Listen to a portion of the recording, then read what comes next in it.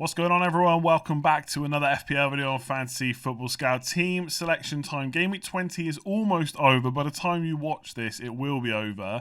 But we were actually recording just before the Spurs and Liverpool game. So we're going to speculate about what might happen there. And then also what we're going to be doing next week, or at least what Gianni's going to be doing in terms of transfers, captaincy, and that kind of thing. How are you finding game week 20 so far? Yeah, all right. It's not been the best week for me. I mean, I'm still on a small green, but not quite the levels of the last couple of weeks where I've had massive greens. But yeah, it's been good. It's one of those weeks where if you compare your team to overall rank and everyone playing, you're probably fairly happy. If you're not having the best week, but you compare it to those on Twitter, you go, oh, it's a bit rubbish, because it seems like the really popular Twitter picks, the likes of Soucek and Saka and Rafinha, they've all banged and banged quite well. So yeah, fair play to those that are on board with those guys. But no, it's been a good week. I mean, I like having lots of game weeks in a short amount of time, and we're about to embark on that. So lots to look forward to.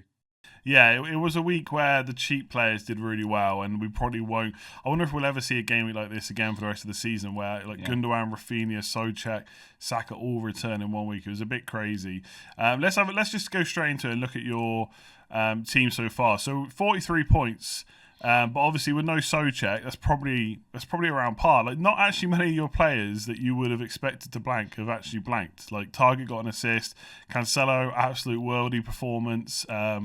Stones obviously got the clean sheet as well. Man United, did you watch that game? I did, and You yeah, tell me what went wrong, because I haven't got a clue. I mean, the defense hasn't looked steady, hasn't looked solid all season. I know United have done all right at the back, but there's something missing in terms of communication in that back line, whether it's De Gea with the centre backs or the full backs with their centre backs. And obviously, Luke Shaw not being in there probably made a bit of difference, because I think he's quite a good communicator, Luke Shaw. Maguire's such a better centre back when he's with a leader.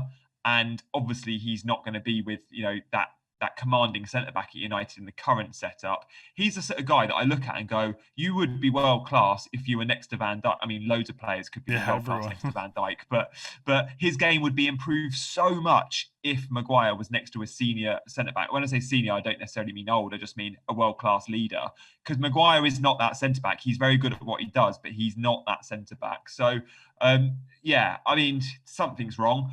Rashford went out on the right when Greenwood was taken off, and Rashford went from looking bang average on the left to looking pointless on the right. I was so disappointed with that as a Rashford owner. And if Cavani starts that game, it's probably a very different result. But Cavani is not the sort of striker you can play to start twice a week every week. Not every week. He's not going to be fit enough to do that. So it's a shame, really, because I think if Cavani starts, it's a very different United team. Yeah, I think you have to count yourself pretty unlucky to have Rashford and Fernandes and get blanks off both players. Like, nobody predicted that. I'm sure if De Bruyne was fit, for example, that more people would have gone De Bruyne instead of Fernandes captain, but Fernandes would still have been massively captain. So no one's really lost too much by captaining him, because his effective ownership was like 180% plus, which is absolutely insane. But it's just frustrating at Sheffield United. Just nothing worked. I don't really remember any really good chances at all, really. I mean, we won't get into conversation about the disallowed goal and the goal that stood, because it's not really relevant to this, but yeah, nothing went right there. But overall, the rest of the team, I mean, it's not. Would you say there's no real surprises there for your team this week so far? Like in terms of players that have blanked. I mean, Lookman, Bamford, fair enough, but everyone else has done all right. Yeah, I mean, the thing is, the guys that are blanking are the guys everyone owns. So, yeah, Bamford blanked, everyone's on him. Fernandez blanked, same. Rashford was a nice little differential I'm on over the last. It was a 3 week punt. This was always going to be his last week. He is going to be out. But yeah, I mean, Chris Wood's a bit disappointing, because you'll know from the episode last week, I was toying with Wood or Lookman, and I went with Lookman. Who could have got 2 assists in the last 5 minutes. Fulham's like only 2 chances, pretty much, I think, were right in the last 5 minutes. Both were assisted by Lookman. I do feel like he's a good shout. But yeah, Wood came up with the goals, and I was desperate for Wood not to score, knowing I had double Villa defenders. But fortunately, his goal came as the third goal. If his goal was the only Burnley goal, and it would have killed me, because he would have wiped out both my Villa clean sheets and a Wood goal. So the fact it was a third goal, I was kind of okay with it. Yeah, he did have another chance as well, but to be fair, it was a really nice save from Martinez. So Yeah. maybe could have had another one. Only one in the end, 2 bonus points. But I was kind of the same. I played him, but I benched Martinez. So I was hoping the opposite, that the clean sheet would get wiped out. And then David De Gea ended up getting 1 point anyway, so it didn't make any difference. We'll just finish it for this bit before we look at the team for next week. Obviously, as I said at the start, we haven't yet seen Spurs versus Liverpool. That game is on in 3 hours, just under 3 hours at the time we're recording this. But I actually think it's quite nice to talk about how that game might go before we see it. So you've got Salah, hasn't scored for a while, not at least in the league, obviously scored in the FA Cup. And obviously Son has been great all season. What realistically, rather than just obviously hat-tricks for both would be great, what are you kind of hoping to get out of that game? I feel like at the moment, the way the premiums have been delivering in recent weeks, if I get one return from one of them, if I get an attacking return from one, I'll be fairly happy with that. What I don't want is 2 blanks. Look, we're speculating because we're 3 hours till kickoff, and everyone watching this will obviously know the outcome. That's the best thing, because they'll be watching, laughing at us, saying, "Oh, they said it was low scoring, and now it's 4-4." I think that's better. Go on. How do you think it's going to go? So, if there's Liverpool defensive injuries, which we feel like there might be, the rumours are that Fabinho could be out, then I think Son again could be amongst the goals. And I think when we look at the heat map after the game, the touch map, Son will be the most advanced player. Kane will be deeper. Son will be more advanced, especially away from home, especially against teams like Liverpool. So I feel like Son is more likely to deliver than Kane this week. I feel like this is a Son week for those that are on Spurs assets. And then looking at Salah, yes, he's not been great in the league, but against United in the FA Cup, he got 2 goals. He's shooting on sight. And there's rumours also that Spurs have got issues at left back. So again, that it could be good for Salah. I just hope this is one of the games that on paper looks like it could easily be sort of a 0-0, doesn't it? And we saw recently in the Premier League, Man United, Liverpool the same. But I hope this is going to be an early goal. Both teams go at each other, and actually we see some goals. I'd really like that, because I feel this season, when 2 top teams have clashed, the game is often underwhelmed. Certainly in the last few weeks, all the big games have underwhelmed. But I don't think this will. I've got high hopes for this evening. The only thing I think the first goal has to be from Liverpool, because if the first goal is from Spurs, that is just going to be a boring match to watch. I don't know. I feel like Liverpool very rarely, they don't sit back. It's not how they play. But obviously, there is a difference between, going full speed, trying to attack, and maybe taking it a bit slower. And I don't know, I just feel like, I talked about this on stream earlier, I did on Scout Channel. I just feel like this is an obvious thing to say, because no manager wants to lose. But it is one of those games where if you lost, it'd be pretty big, especially for Liverpool, and Man City are looking so good. So I do think it'd be cagey. It was 2-1 last time. I have a feeling it'll be the same scoreline as well. Who are you predicting? Go on, who's going to win, Liverpool or Spurs? I think Spurs will nick it. Do you? Okay, yeah, I think Liverpool are going to win. Just about 1-0, 2-0, something like that. But we'll see. We'll see what happens. Let us know in the comments below how stupid we were when you actually watch this tomorrow. I'll put this live around 9 or 10 o'clock in the morning, so you'll know, what's happened. So we'll see how many points you get there. Also, Andy, the one player we've not discussed who got 1 attacking return this week, you'll see he's on 5, is your boy Antonio. I mean, of course, Antonio owners, he just went mental, didn't it? How did he not? He's so good at getting chances, and West Ham looked really good. Yes, I'm slightly disappointed I didn't get more, but I'm still happy I got 5 points from him. But what I would say is, if you don't own Antonio, he's red hot. All the numbers are there. He's getting big chances. He hit woodwork twice. He's creating chances. There's a lot to love about Antonio. Oh, and by the way, he's under 10 million. He's under 7 million. Like, if he was under 6.5, 5. Yeah, like if he was 8.5, you'd be on him. Absolutely, yeah. I mean, what did he start the season at? 6.5, or was it 7? I think it was 6.5, wasn't it? We've been talking about it since Gameweek 1. Yeah, the guy's ridiculous. Yeah, 6.5. One thing I've really tried to change my thought process on with players is, rather than think of players as bad and good finishers, it's who can get into the right positions, and he always does it. He might not be as good a finisher as Son or someone like that, but he's always going to put himself in the right place. A bit like Ollie Watkins, actually, I think. And I was just going to say, Watkins is the same, isn't he? And they both are in teams that create chances. Yeah, and Antonio is just that weird player that, because he spent so long on the wing, and then he was playing wing back at times and stuff like that, and he's always injured, to be fair. He's always had injury problems.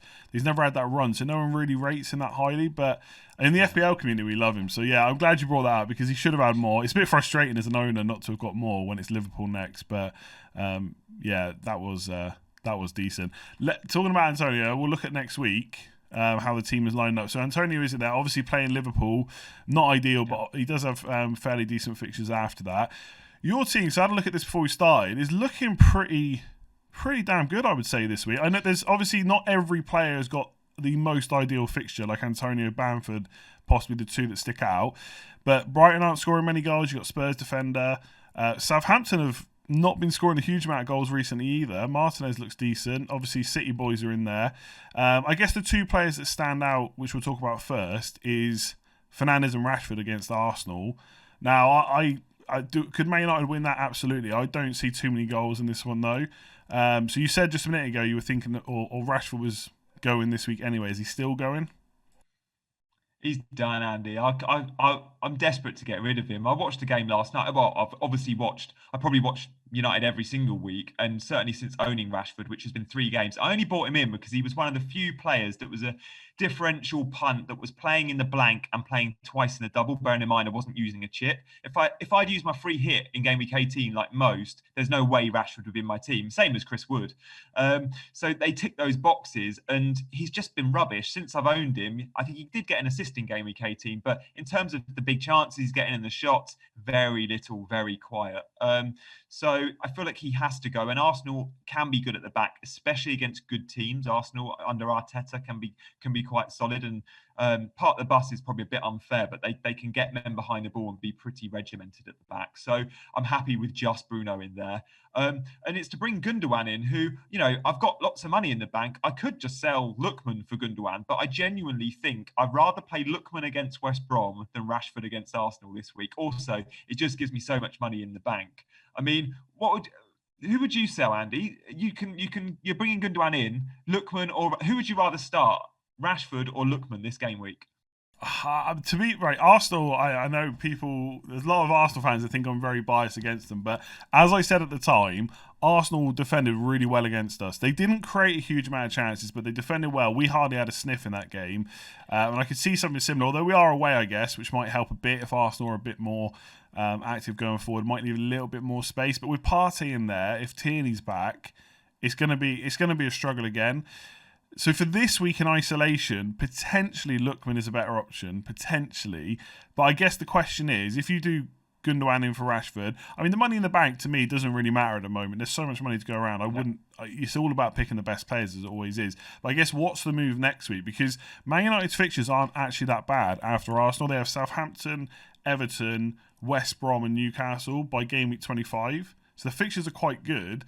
So if you get Gundogan, I don't want to put you off. I'm just playing devil's advocate.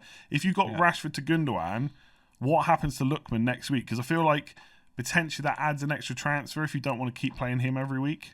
Yeah, no. What I really want, Andy, is an obvious attacking sub. I want to have my 8th attacker on the bench, right? So if I was to sell, if I was to keep Lookman, he just becomes my first sub every week. And yes, it's Chris Wood at the moment, but I'd be upgrading Chris Wood to maybe downgrading him in terms of money, it was the same money, I think, to Watkins, or I could go Dominic Calvert-Lewin, or I could go Harry Kane. I'd have the money to do any of those 3 transfers, but Lookman would be first sub. If I decide to keep Rashford, then who do I bench every week? I'd have to bench Bamford or Antonio most weeks, which I really don't want to do. So again, part of my thinking comes, if I sell Rashford, it gives me a nice bench option in Lookman, rather than the headache of always having to bench an Antonio, a Bamford, or that third striker spot, which I really don't think I'm ever going to want to do. Like, these are players I want to play week in, week out. I know Bamford's not looked brilliant recently, but his ownership's high. He's still in an attacking team. He's on pens. He's not one I'd ever want to bench. So that kind of forces my hand. But you're right, money's not an issue at the moment. I've got money in the bank, and I will get a whole lot more when I sell Rashford to Gundogan. But I'm not that. It's nice to have the Kane option, and I do think around the doubles, when that comes for Tottenham in 4 or 5 weeks, to be able to go straight away, an easy route to go Son and Kane is going to be quite key. And with money in the bank, I will very easily be able to do that. When are you thinking of wildcarding, though? Because you've kept all your chips. Yeah. So, because for a lot of people, go on. Before I go on, when are you thinking about it right now? I know we can't say 100% because we don't actually know when they're going to fall. But when are you thinking right now, as it stands? So if we're assuming that the big double is going to be, it's meant to be 26, right? Yeah. 26. So that's going to be when I'm bench boosting. So the week before that would be my wild card game week 25. That's what most will do with the chips I've got. Saying that, when we get the double game week announcement, I think I'm going to have already 90% of my team playing twice. There is no need for me to wildcard so I can bench boost. I might take a 4-point hit or an 8-point hit to make sure I've got the 15 players playing twice, but I really don't think it's going to be needed because I think I'm going to get quite lucky with the players I've got playing doubles, which means I can dead end my team into the blank in 29 and then wildcard out the back of it.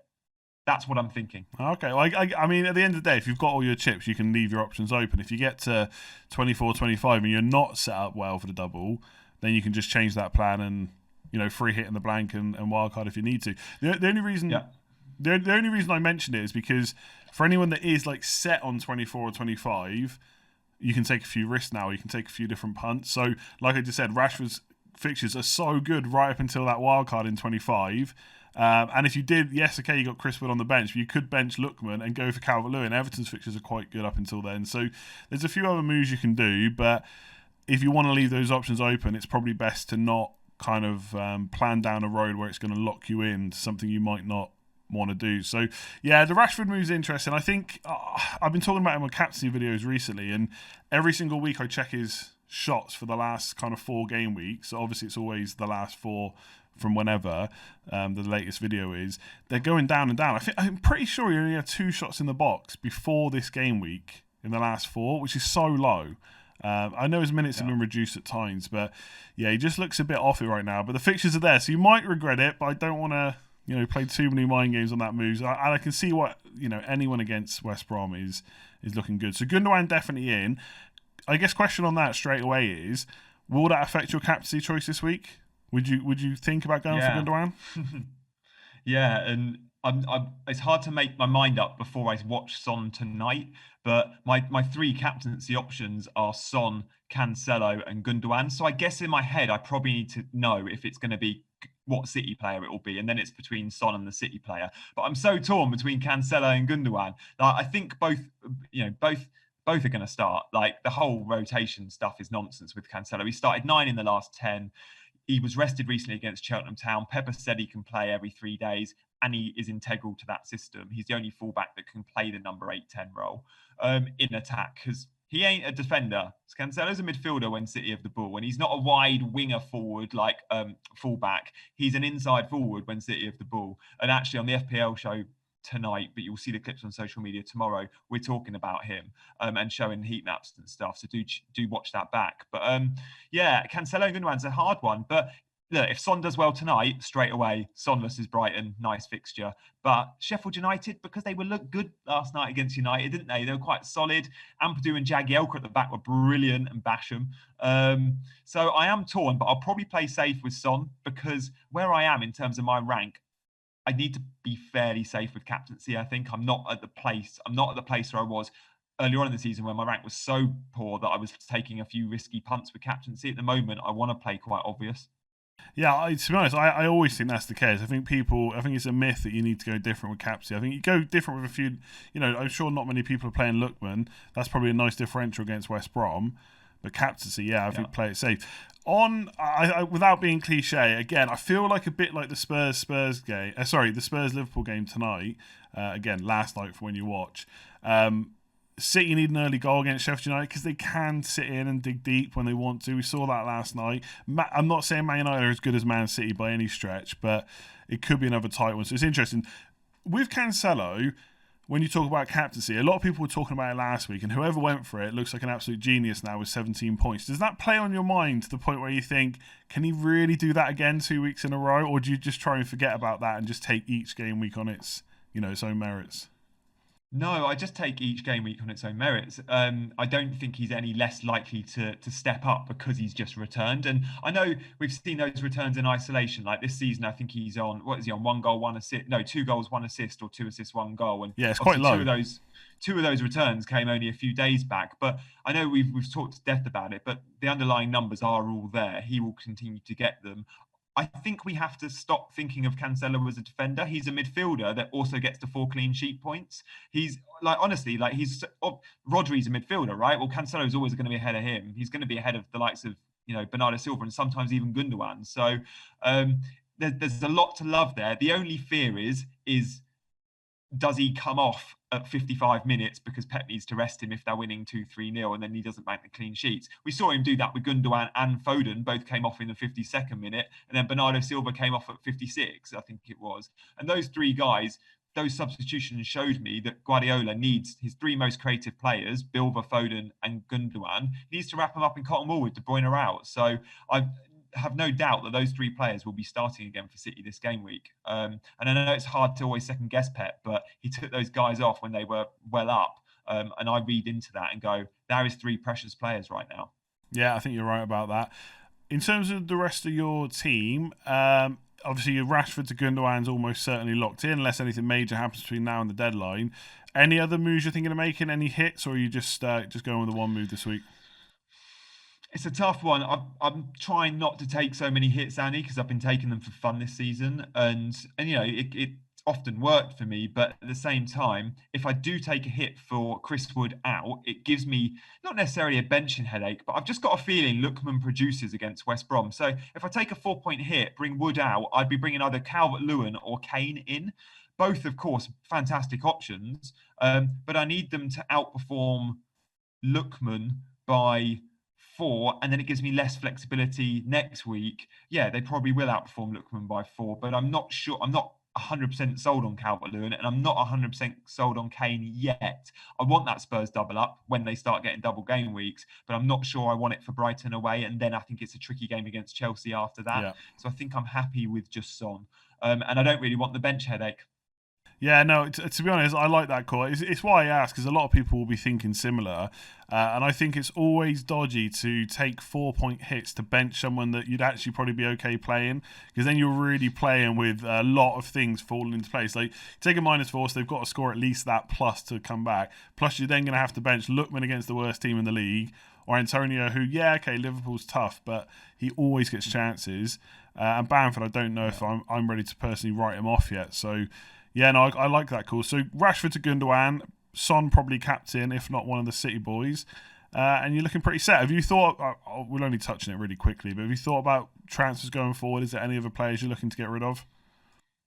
Yeah, Chris Wood. Definitely want to get rid of Chris Wood. The plan was always Wood to Watkins last week. According to my spreadsheet, when I map out all my plans, which no one sees that spreadsheet, fortunately, because it often goes out the window. But with the KDB injury, forced my hand there, so that transfer wasn't used. And obviously, Watkins scored. No, I want Watkins. I want a Villa attacker. I don't have Grealish. Although he's not the best finisher, like Antonio and Bamford, he's going to get chances for fun. I think that front three is really great. But we just don't know about the double game week in 24 that City might get. And it could be against Everton and it could be against Aston Villa. So I'm kind of waiting on that to then go, do I go Calvert-Lewin or do I go Watkins? Because those guys will have the double. So I'm waiting on that announcement, and that can come in the next week. Yeah, so I think it's Everton and Southampton, but it's still the same thing. Like, it's Calvert-Lewin or Ings, etc. So I do agree that waiting for that info as long as possible is probably better, right? And like you said, you don't need to take a hit this week anyway. So if you get that info next week, maybe just make a different move then. Yeah. All right, cool. I think looking good this week. I don't see too many issues as long as Fernandes can get back to playing well. But everyone owns him anyway, so it's not really where your big green arrows are going to come from. And elsewhere, looking pretty solid, I think. So you're hopeful this week. You're confident. Yeah, I think with Son captain, I'll be more confident because it will just be. I think everyone's going to flood towards Kane and Son captaincy this week, and if they do, then I like captaining the highly owned captained players. Like this week, Bruno blanked. I didn't care at all because I knew everyone was in the same boat. I cared Rashford blanked because he was my differential, but Bruno didn't. He could have missed an open goal and I wouldn't have even grimaced because every single one, the world and his dog, had Bruno captaincy. So yeah, I'm quite happy going safe, and I'm just hoping City continue their clean sheets because that double City defense is looking nice. And finally, I'm playing Dyer at the back, and I feel like I've not played Dyer since forever. But again, that's a nice fixture for him. I've got quite a strong bench this week. Target I'd happily play, but there's just no room for him. So yeah, feeling confident for a green, I hope. Yeah, good luck. I think it's looking good. I think you're right. I think Spurs players will definitely be top of the captaincy picks. I do wonder, I think if Salah can do something tonight, I think that'll put him up a little bit, but it's definitely not going to be a absolute whitewash of people going Salah for sure. I think Spurs are being earmarked quite a lot by a lot of people, myself included. So we'll see what happens, but we will leave it there. Like I said at the start and a few times during this, we haven't seen the Spurs versus Liverpool game, so forgive us if we got it massively wrong. Hopefully it was a good game and not a really boring one like the Man United one last night, unless you're not a Man United fan, I suppose. Gianni, thank you very much for joining me. Thank you, mate. Look forward to catching up later in the week.